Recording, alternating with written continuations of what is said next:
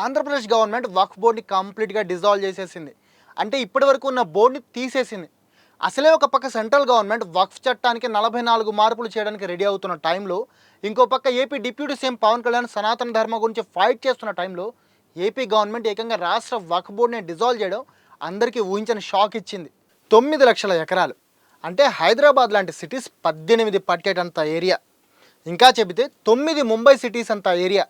ఒక్క మాటలో చెప్పాలంటే భారతదేశంలో రక్షణ శాఖ, రైల్వే శాఖ తర్వాత అందరికంటే ఎక్కువ ల్యాండ్ ఉన్న ఒకే ఒక్క సంస్థ వక్ఫ్ బోర్డ్.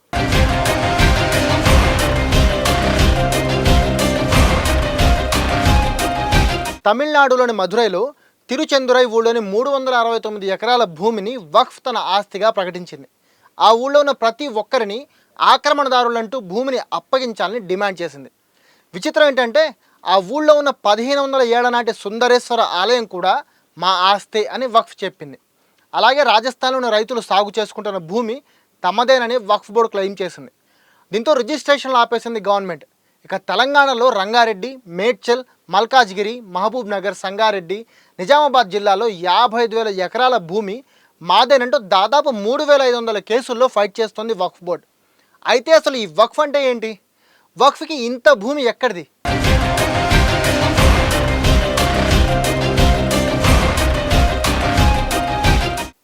వక్ఫ్ బోర్డ్ ఇప్పుడు దేశం మొత్తంలో ఇదో పెద్ద కాంట్రవర్షియల్ టాపిక్. పార్లమెంట్లో కేంద్ర ప్రభుత్వం ఈ వక్ఫ్ బోర్డ్ పూర్తిగా వక్ఫ్ చట్టం ఆధారంగా పనిచేస్తుంది, వక్ఫ్ చట్టంలో ఉన్న కొన్ని పాయింట్స్ని మార్చాల్సిన అవసరం ఉంది అంటూ కేంద్ర ప్రభుత్వం ఒక చట్ట సవరణ బిల్లు తీసుకొచ్చింది. అదే వక్ఫ్ అమెండ్మెంట్ యాక్ట్ 2024.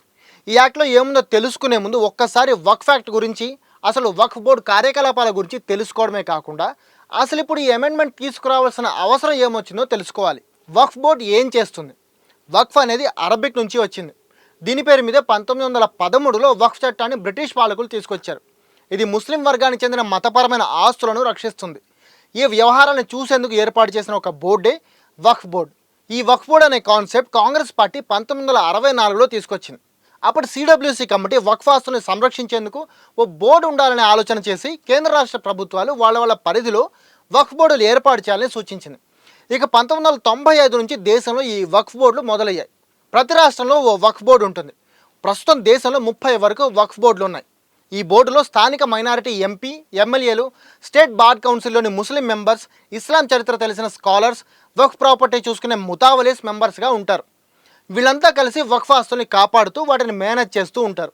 ఫర్ ఎగ్జాంపుల్ మసీదులు, దర్గాలు, గ్రేవ్ యార్డ్స్, స్కూళ్ళు, కాలేజీలు, హాస్పిటల్స్, మెడికల్ సప్లై అందించే డిస్పెన్సరీస్, ముసాఫిర్ ఖానా అంటే ధర్మశాలలు నిర్వహిస్తుంటుంది. వీటి ద్వారా సంపాదించే డబ్బుల్ని మళ్ళీ వాటి అభివృద్ధికే వినియోగిస్తుంటుంది. వీటికి సంబంధించిన భూములన్నీ వక్ఫ్ అధీనంలోనే ఉంటాయి. ఇలాంటి మంచి పనులు చేస్తుంది కాబట్టి చాలామంది వక్ఫ్ కోసం తమ భూములు, డబ్బులు దానం చేస్తుంటారు. అంతా మంచి చేస్తుంది కదా, మరి ప్రాబ్లం ఎక్కడ వస్తుందని మీకు డౌట్ రావచ్చు. ఈ డౌట్ తీరాలంటే 1995 వక్ఫ్ యాక్ట్ గురించి తెలుసుకోవాలి. వక్ఫ్ ఆస్తులను గుర్తించేందుకు వాటిని స్వాధీనం చేసుకునే పూర్తి అధికారం వక్ఫ్కు ఉంటుంది. ఈ చట్టంలో సెక్షన్ 3 ప్రకారం వక్ఫ్ బోర్డు ఏదైనా భూమిని తమ ఆస్తిగా భావించి దాన్ని స్వాధీనం చేసుకోవచ్చు. దానికి రుజువులు కూడా చూపించాల్సిన అవసరం లేదు. ఈ చట్టంలో సెక్షన్ 40 ప్రకారం భూమి తనది అని ప్రూవ్ చేసుకోవాల్సిన బాధ్యత వక్ఫ్ బోర్డుకి లేదు. ఆ బాధ్యత ఆ భూమి యజమానిదే. కానీ ఇక్కడ ఇంకో ట్విస్ట్ ఏంటంటే వక్ఫ్ స్వాధీనం చేసుకున్న భూమి కోసం ఆ యజమాని కోర్టుకు వెళ్ళడానికి కూడా వీలేదు. వక్ఫ్ బోర్డు ద్వారా ఏర్పాటు చేసిన ట్రైబ్యునల్లోనే సమస్యను పరిష్కరించుకోవాలి. ఒకవేళ అక్కడ అది తన భూమి అని యజమాని నిరూపించుకోలేకపోతే సెక్షన్ 85 ప్రకారం ఆ భూమిని వదులుకోవాల్సిందే. సాధారణ కోర్టులో దీనికి వ్యతిరేకంగా ఫైట్ చేయడం కుదరదు. అయితే సెక్షన్ 83 ఆర్టికల్ 9 ప్రకారం ట్రిబ్యునల్ తీర్పు వచ్చిన తర్వాత ఒక హైకోర్టులో పిటిషన్ వేసుకోవచ్చు. ఇక్కడే సమస్య మొదలైంది. 2005లో అప్పటి యూపీఏ ప్రభుత్వం సచ్చర్ కమిటీని ఏర్పాటు చేసి ముస్లింల ఆర్థిక, విద్య, సామాజిక స్థాయిలపై అధ్యయనం చేయమని చెప్పింది. సచ్చర్ కమిటీ ఏం చెప్పింది? 2005లో అప్పటి ప్రధాని మన్మోహన్ సింగ్ హయాంలో భారతదేశంలోని ముస్లింల సామాజిక, ఆర్థిక మరియు విద్యా స్థితిగతులను అధ్యయనం చేయడానికి 7 సభ్యులతో ఓ కమిటీని ఏర్పాటు చేశారు. ఈ కమిటీని ఢిల్లీ హైకోర్టు మాజీ ప్రధాన న్యాయమూర్తి రాజిందర్ సచార్ లీడ్ చేశారు. అందుకే దీన్ని సచార్ కమిటీ అని పిలుస్తారు. ఏడాది పాటు అధ్యయనం చేసిన తర్వాత కమిటీ 2006లో 403 పేజీల నివేదికని కేంద్రానికి ఇచ్చింది. అందులో దేశంలో ముస్లింలు చాలా పేదలుగా ఉన్నారని, వాళ్ళ వక్ఫ్ ఆస్తుల ద్వారా ఏడాదికి 4,000 కోట్ల లాభాలు సంపాదించాల్సి ఉన్నా కేవలం 163 కోట్లు మాత్రమే సంపాదిస్తున్నారని, మిగిలినదంతా అవినీతి జరుగుతోందని చెప్పింది. అలాగే ముస్లింలలో ఉన్న అసమానతల్ని బయటపెట్టింది. మొత్తం 74 ప్రతిపాదనలు కమిటీ చెబితే అందులో 72 ప్రతిపాదనల్ని ప్రభుత్వం అమలు చేసింది. అందులో ముఖ్యంగా ముస్లింల కోసం ప్రత్యేక బడ్జెట్ ఏర్పాటు చేయడం. ఆ టైంలోనే మన్మోహన్ సింగ్ దేశ వనరులపై మొదటి హక్కు మైనారిటీలదే అన్నట్టు ఓ వీడియో కూడా ఇప్పటికే వైరల్ అవుతుంటుంది. ఇక 2013లో సరిగ్గా పార్లమెంట్ ఎలక్షన్లకి ముందు కేంద్ర ప్రభుత్వం ఈ చట్టాన్ని ఇంకా బలంగా మార్చి వక్ఫ్ బోర్డుకు మరిన్ని అధికారాలు ఇచ్చింది. 2014లో బీజేపీ అధికారంలోకి వచ్చిన తర్వాత ఈ వక్ఫ్ చట్టంపై వ్యతిరేకత రావడం పెరిగిపోయింది. ఈ చట్టానికి వ్యతిరేకంగా దేశవ్యాప్తంగా కోర్టులో పిటిషన్లు వేయడం స్టార్ట్ చేశారు. ఈ యాక్ట్ వచ్చే వరకు వక్ఫ్ బోర్డు దగ్గర పెద్దగా ఆస్తులు లేవు. కానీ ఈ చట్టం వచ్చిన తర్వాత వక్ఫ్ ఆస్తులు వేగంగా పెరగడం మొదలైంది. 2009లో 4 లక్షల ఎకరాలు ఉన్న వక్ఫ్ బోర్డు ఆస్తులు ఇప్పుడు 2024 నాటికి 9 లక్షల ఎకరాలకు పెరిగాయి అని క్వశ్చన్ చేస్తున్నారు. వక్ఫ్ చట్టం వచ్చినప్పటి నుంచి దీనికి వ్యతిరేకంగా చాలా కాలంగా కొంతమంది పోరాడుతూనే ఉన్నారు. భారతదేశం వంటి సెక్యులర్ దేశంలో వక్ఫ్ చట్టం రావడం, మతపరమైన చట్టం ఎలా వర్తిస్తుంది? హిందువులు, క్రైస్తవులు, సిక్కులకు లేని చట్టం వక్ఫ్కి మాత్రం ఎందుకు? Turkey, Libya, Egypt, Sudan, Lebanon, Syria, Jordan, Iraq లాంటి ముస్లిం దేశాల్లో లేని వక్ఫ్ చట్టం సెక్యులర్ దేశమైన భారతదేశంలో ఎందుకుంది అంటూ చాలామంది ఈ చట్టాన్ని వ్యతిరేకిస్తున్నారు. ఎక్కువ దూరం అవసరం లేదు, జస్ట్ ఓ 2 ఏళ్ల టైం పీరియడ్లో కోర్టులో దాదాపు 120 పిటిషన్లు దాఖలయ్యాయి. భారతదేశం లాంటి ప్రజాస్వామ్య దేశంలో మత ప్రాతిపదికన ఏ ట్రైబ్యునల్ ఉండకూడదు. ఒక దేశంలో 2 చట్టాలు సరికాదు, వెంటనే ఈ చట్టాన్ని మార్చాలనేది ఆ పిటిషన్ల సారాంశం. ఇక్కడ విచిత్రం ఏంటంటే ఈ పిటిషన్లలో ఒక 15 పిటిషన్లు ముస్లింలు వేసినవి. రాజస్థాన్లోని ఫకీర్ కమ్యూనిటీ, మధ్యప్రదేశ్లోని ముజావర్ సేన, ఇలా కొన్ని రాష్ట్రాల్లోని ముస్లిం కమ్యూనిటీలు కూడా వక్ఫ్ బోర్డుకు వ్యతిరేకంగా కోర్టుకెక్కాయి.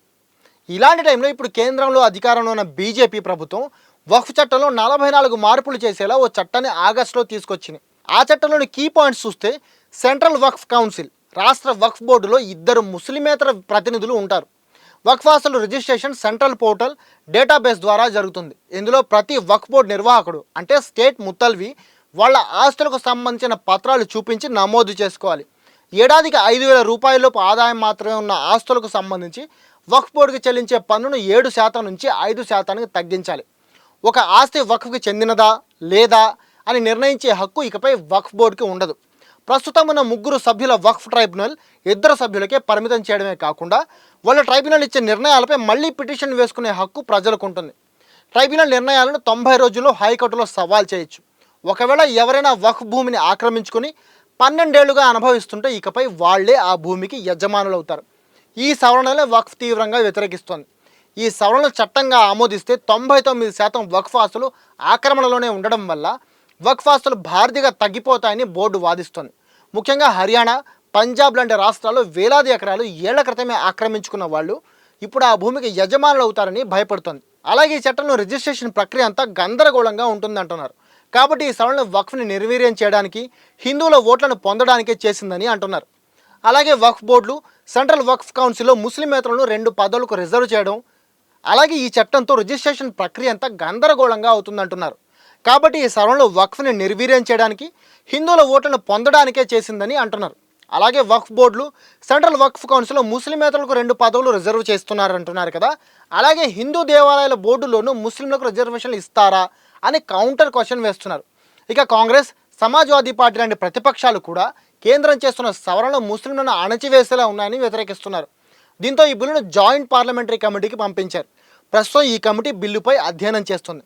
నిజానికి శీతాకాల సమావేశాల్లోనూ ఈ బిల్లుపై చర్చ జరగాల్సి ఉన్నా కమిటీ మరింత టైం కావాలని అడగడంతో గడువును వచ్చే ఏడాది బడ్జెట్ సమావేశాల ఆఖరి రోజు వరకు పొడిగించారు.